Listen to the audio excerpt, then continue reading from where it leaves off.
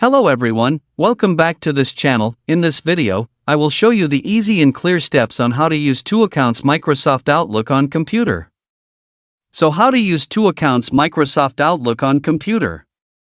Make sure you keep watching this video until the end. Let's get started right away. Firstly, just go to Microsoft Outlook on your computer. And this is the initial display on Microsoft Outlook. Use 2 accounts. Just go. Point the cursor to the upper left corner of the computer screen. Here there is a home icon. And tap. Here are many menu options that you can use.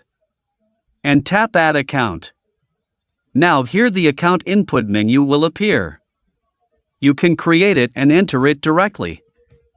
Because I already have more than one account, we'll enter the second account. Type the account entered here. After finishing, tap Continue. Now here the password input menu will appear. Type the password from the account here.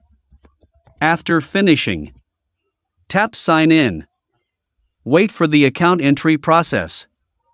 Now the process of adding me is complete. Next you can choose in the left corner. There are already 2 accounts in one Microsoft Outlook.